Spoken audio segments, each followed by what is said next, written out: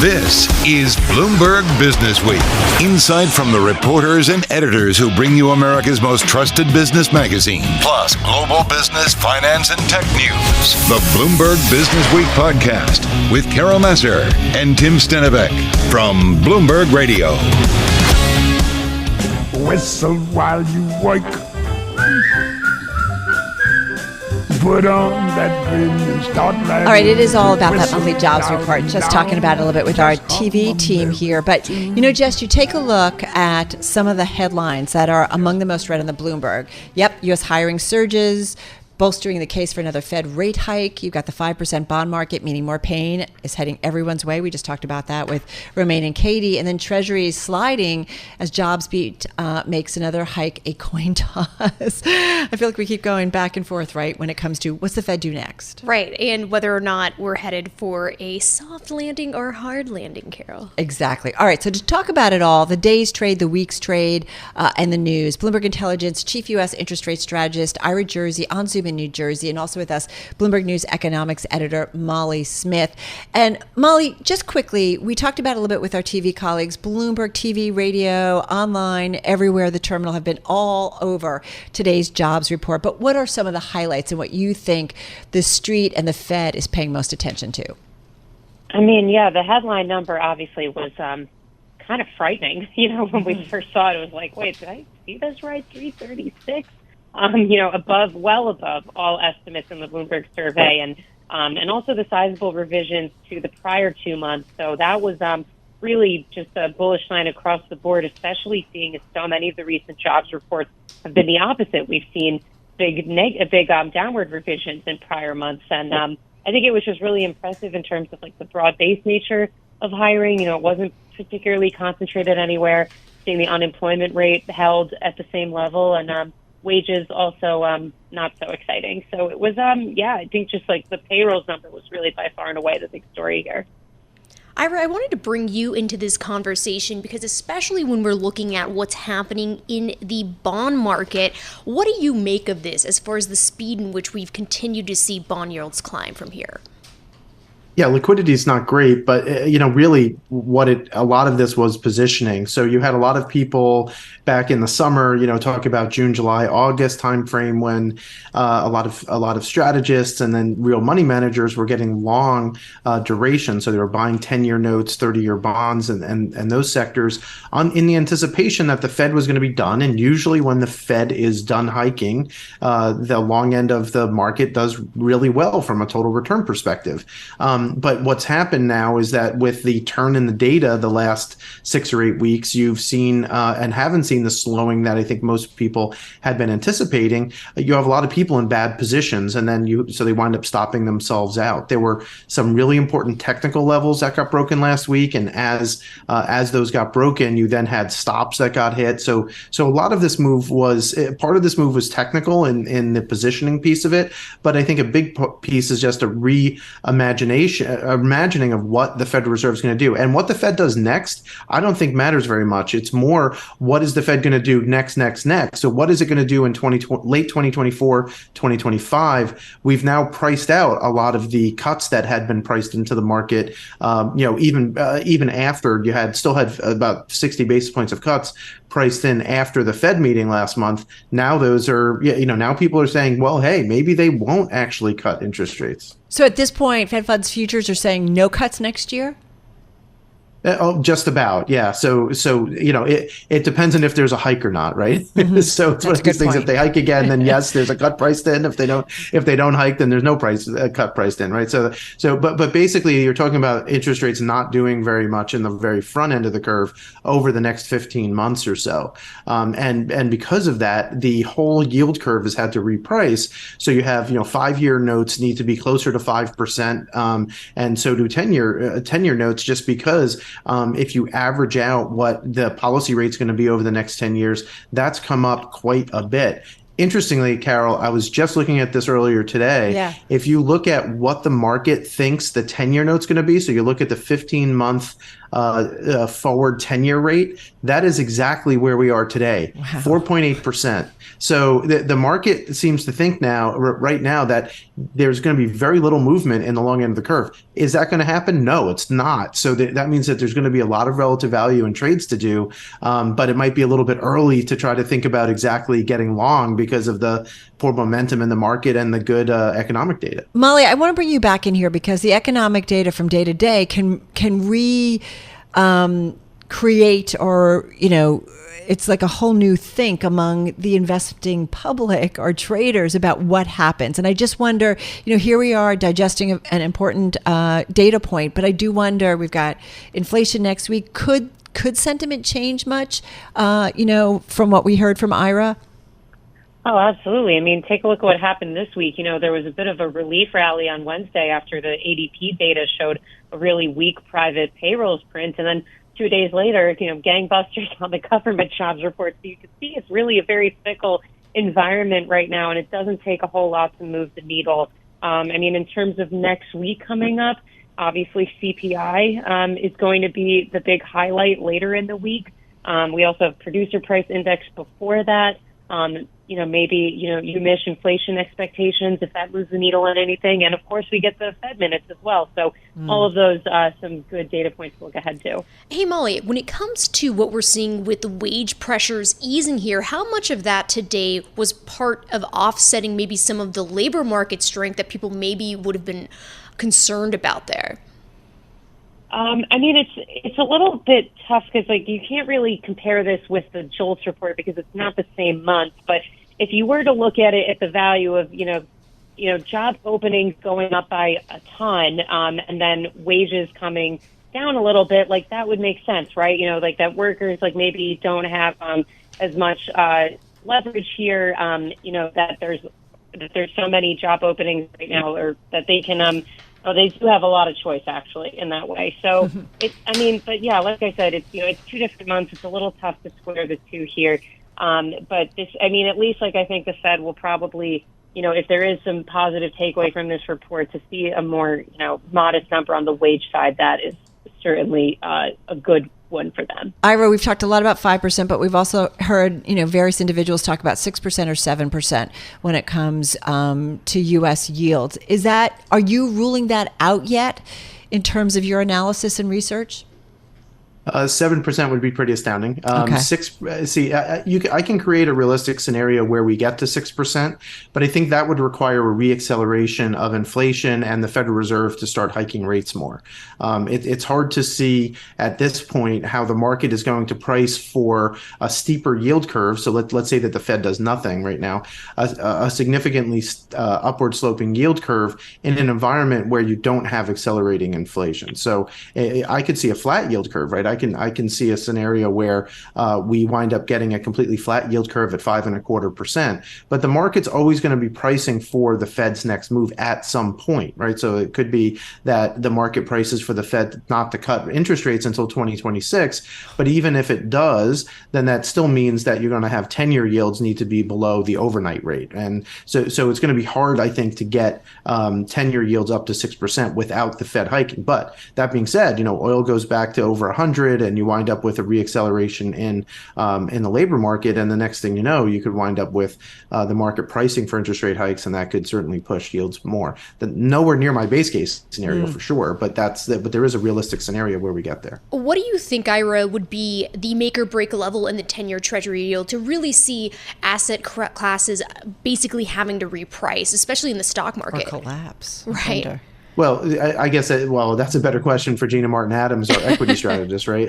Because I think that comes more down to valuation, right? So if you look at what's been moving this market, though, there are tighter financial conditions. I think you mentioned that a little bit earlier in the segment, where if this whole entire move has not been on higher inflation expectations. So even though we had this blowout jobs report, it wasn't that inflation break evens and the market's expectation of inflation actually moved up. It's all been in real yields.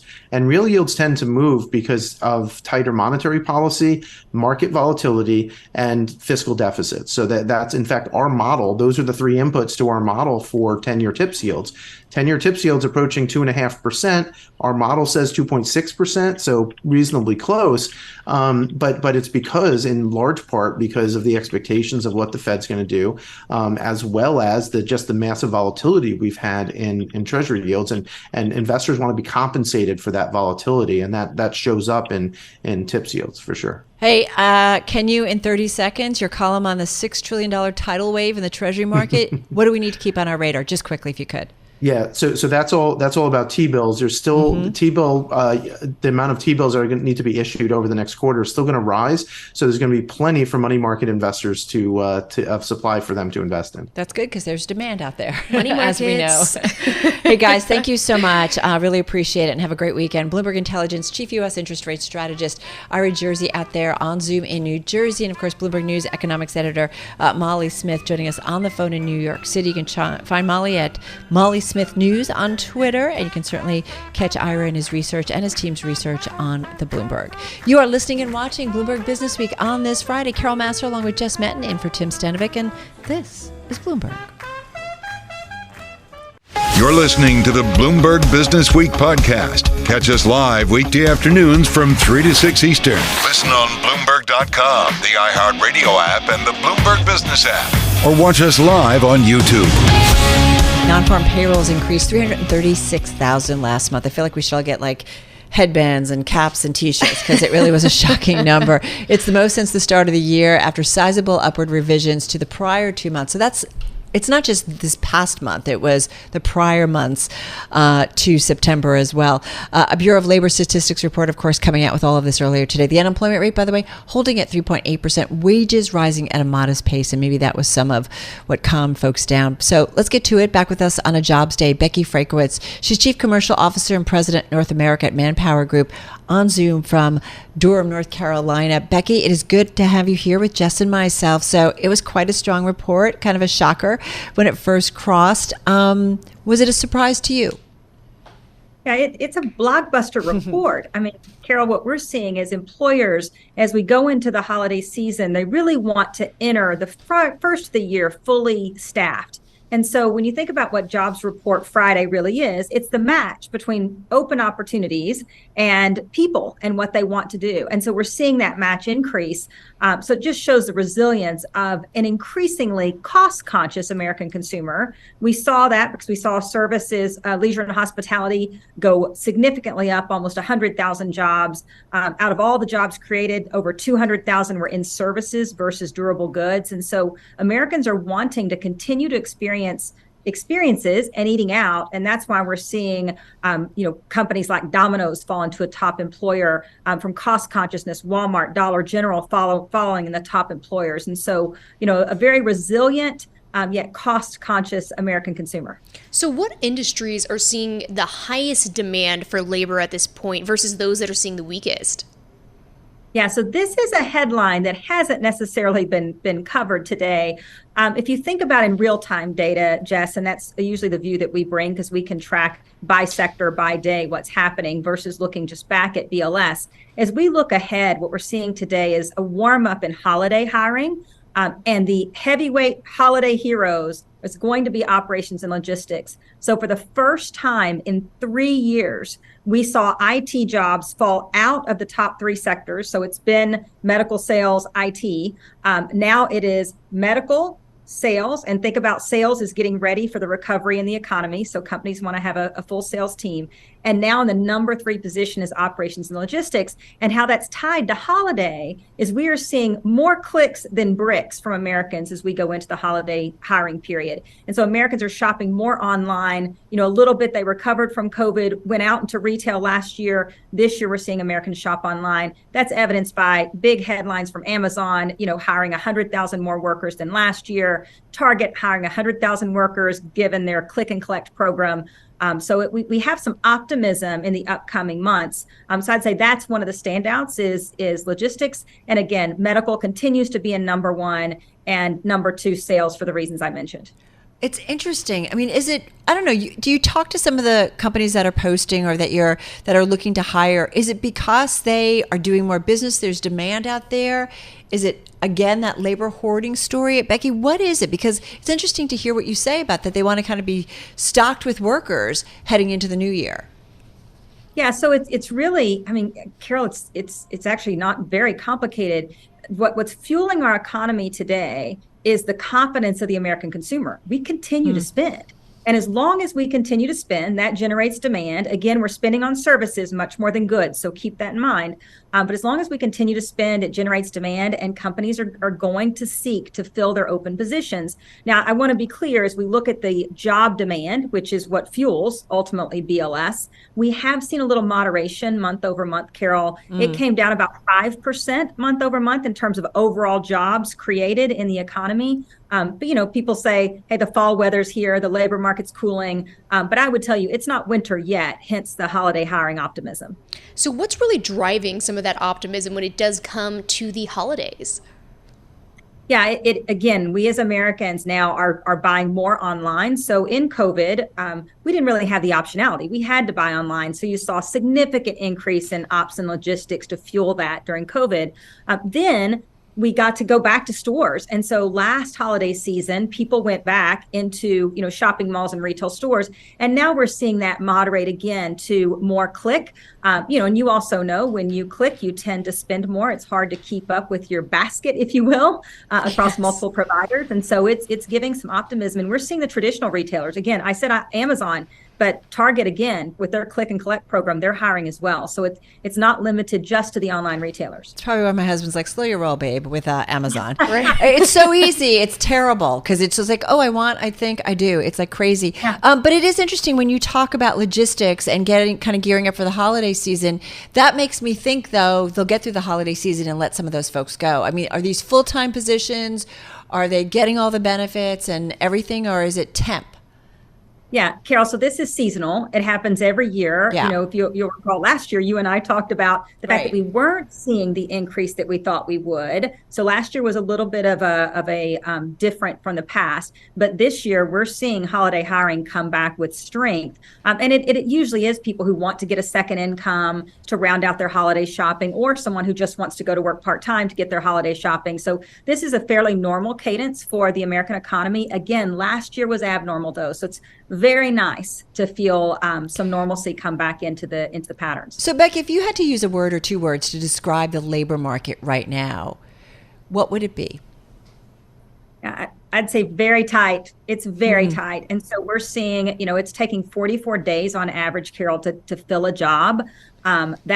That's very long. That's why employers get anxious, because by the time I get somebody through the process, if I can't speed that up, they may make another choice. And so, when you said labor hoarding, it's different than it was where I'm scared I can't hire people, but the time to hire is taking so long, and it's causing employees to possibly have other options. And so that it's still a very tight labor market. You saw unemployment not move. Oh, and one highlight that I want to point out that is a little bit concerning is we did see for the first time in a long time, female participation drop.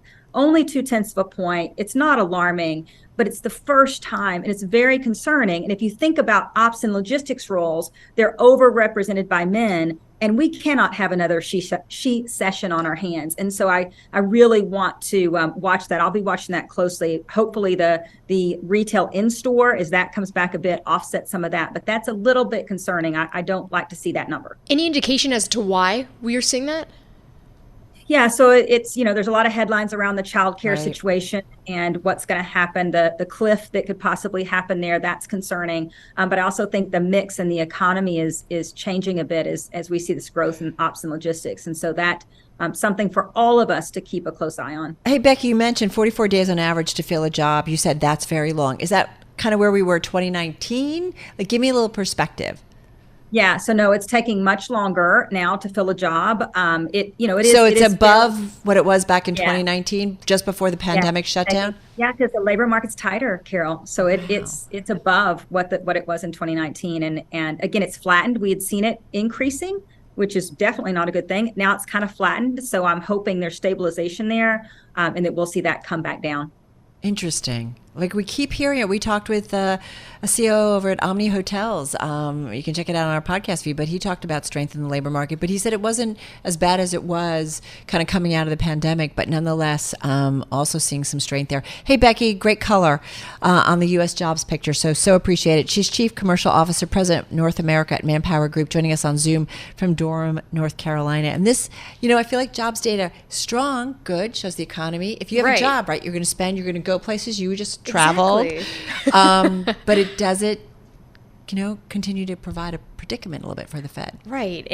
But hey, we are seeing some of those wage pressures ease. Yeah, interesting. All right, so something for us to continue to mull over.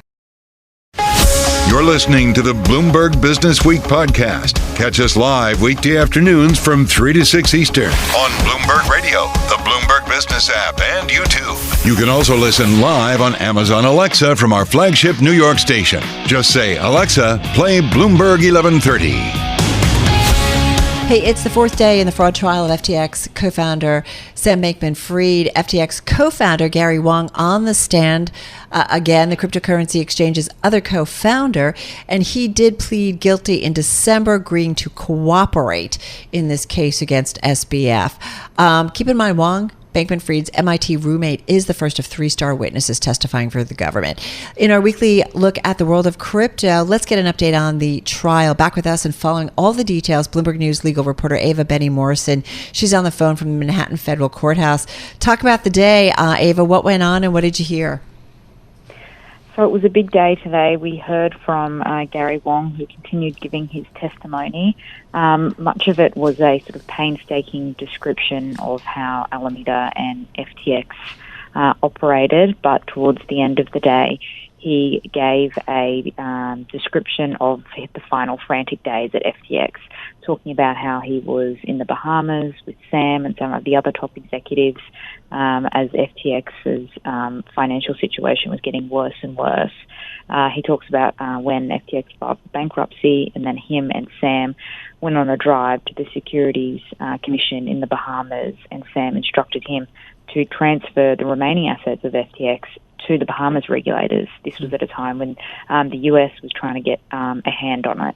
And he said that Sam wanted him to do that because he thought the Bahamas were more friendly and they might be inclined to keep him as CEO of the company. Will we continue to have more testimony from him? Yes, so the prosecutor finished his direct examination of Gary today, and now we're in cross-examination. We only got to hear a little bit of what Sam's lawyer had to say. He was sort of questioning Gary on whether changing the FTX code really gave Alameda special privileges, or if it was just to bolster their role as a market maker on FTX. Gary's cross-examination will continue into next week, and then we're expecting to hear from Caroline Ellison, who was the CEO of Alameda Research. Feels damaging so far, everything you've been hearing and listening to? It's been pretty compelling. We've been wanting to hear from these cooperating witnesses ever since we heard they pleaded guilty and admitted to committing a fraud with Sam Bankman-Fried. They have a very rare and valuable insight into what was going on inside the company and inside that inner circle, Sam's inner circle. So it's been very interesting, to say the least. Sam's in the room, right? I assume. What can we, any insight or anything about, as people are testifying, what he's doing? It was interesting. He and Gary have been friends since high school. They went to math camp together. They lived together when they were in college. Despite that history, there was no acknowledgement when Gary walked in the court on Thursday and today. They didn't look at each other, and Sam has just been sort of staring straight ahead when he's been giving evidence or talking to his lawyers and taking notes on a laptop as well. What's the timetable for this trial, and as far as when there could be a verdict reached? We're expecting the trial to last for up to 6 weeks, so a verdict could be a while away yet. Now we're getting through a couple of the key witnesses this week and next week, and then we'll expect to hear the Sam Bankman-Fried's case maybe in a few weeks' time. So cross-examination, just real quickly, we're not seeing that yet, or it is happening? It is happening. Sam's lawyer started cross-examining Gary this afternoon, but it was less than an hour before the court was due to finish. So I think he's really going to get into the swing of things next Tuesday. All right, so it'll be interesting to see that line of questioning as well. Hey, Ava, thank you so much. You've just kept us up to speed all week on this. Bloomberg News legal reporter Ava Benny-Morrison on the phone from the Manhattan Federal Courthouse, where, of course, that fraud trial against FTX co-founder Sam Bankman-Fried is underway. Let's get more on the trial and oversight of the crypto industry. With us is Rory Doyle, head of financial crime policy at Fenergo, which provides financial institutions, so we're talking about the likes of PNC and Santander, with compliance and regulatory and risk applications. Rory joining us on Zoom from the UK. Rory, you've been listening, I assume, to our Ava Benny-Morrison talk about the SBF case, the FTX case. When you think about oversight and compliance and risk, certainly among the financial establishment, there's a lot at stake when it comes still to the crypto world, and is still a lot to be known. There is indeed, and I suppose, listening to the feedback there, I mean, something that comes straight away to what we're seeing is the immaturity and the inexperience of the C-suite involved in FTX, as that the legendary John Ray from the famous Enron case, who's now the liquidator for FTX, has explained he's never seen a more inexperienced and a more C-suite that does not take any advice around risk applications or business risk assessments. So there's a lot to have learned in the fintech world and in the crypto world. Talk to us about the compliance risks and solutions that you give to your clients that typically are financial institutions. So we provide a suite of applications that it's an ecosystem for client lifecycle management. So I'm head of financial crime. So I look after making sure that when a client takes our suite of systems, they are able to harmonize their policies and procedures and let them integrate with 120 jurisdictions around the world. So essentially, our clients obviously are worldwide, so they're able to onboard a client efficiently and compliantly from one location, and they maybe want to book their trades out of France, and they want to book their trades out of Spain, and they want to book trades out of the US, and we give them a one-stop shop to be able to do that both efficiently and compliantly. And were any of them impacted by FTX's collapse? Not that I'm aware, no. So we just build the systems for them. Yeah. It's totally housed, within the cloud. But our clients themselves are the only people who have visibility of their accounts. I mean, but isn't part of the problem that compliance and oversight is different around the world at this point? There's not really any clear set of rules. And if you think about the established financial world, I'm not saying everything's exactly the same, whether it's Europe or Asia or the United States. We know it's not. But there is kind of an acceptance of a certain level of rules and oversight.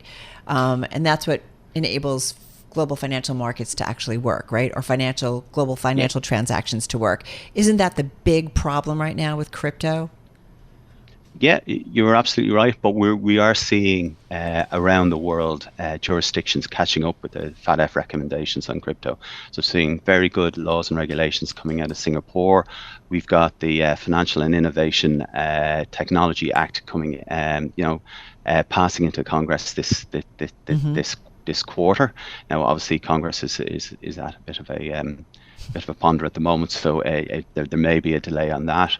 We're seeing the EU single rule book coming into place, and that's addressing the use of anonymous instruments such as crypto assets. Mm-hmm. Australia published a consultation, I believe, last quarter, which gives coverage to various digital currency exchange services, so that makes them regulated entities.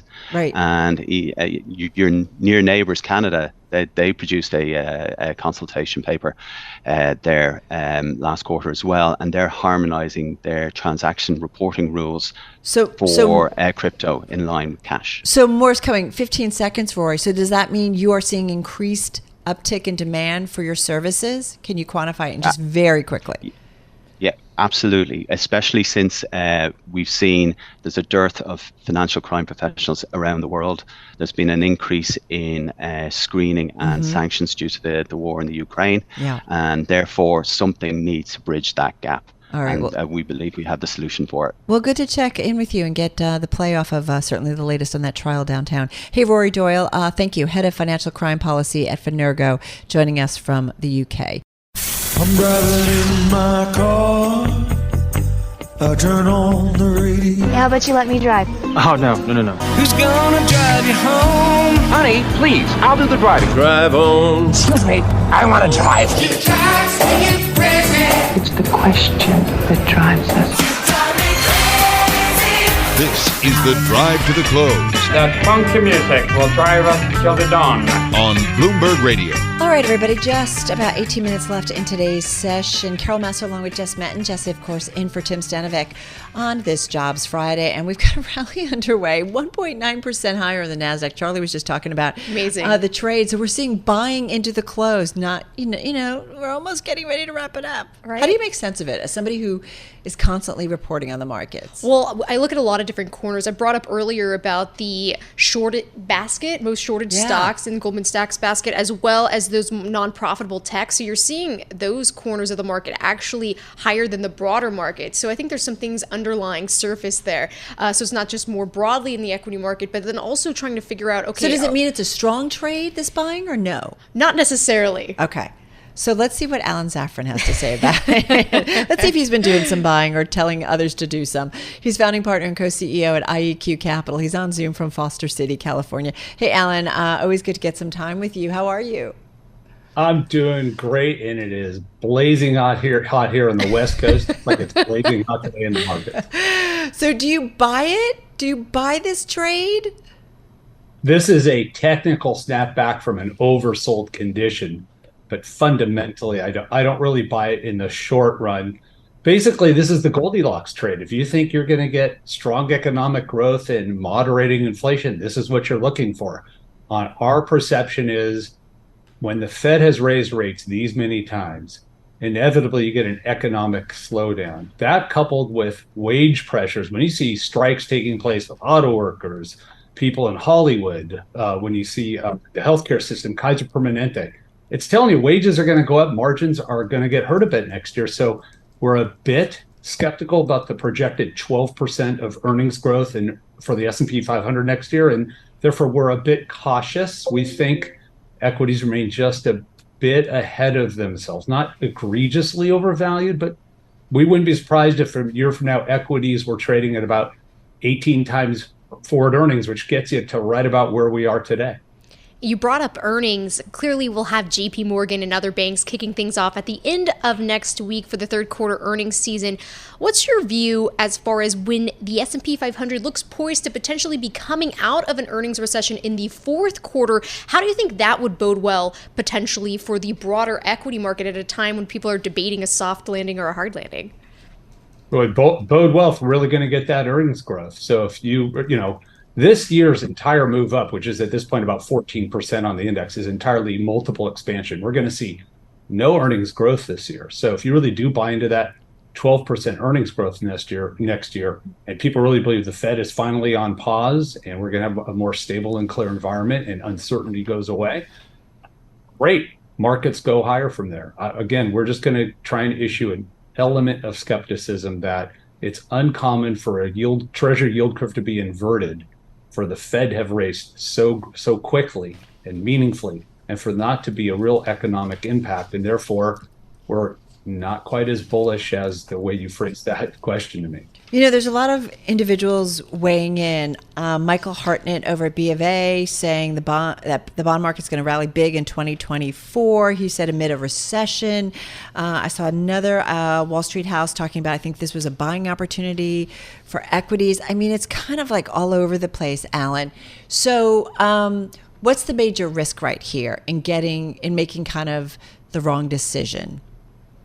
Well, I think among the major risks are, if you think about it, the American economy go back to basic economy one. It's consumption and investments and government spending with exports minus imports. Consumption is 70% of the economy. Mm-hmm. Guess what COVID did? It made everybody decide they were going to eat into their savings and go travel abroad and spend all their money and go watch the Taylor Swift concert.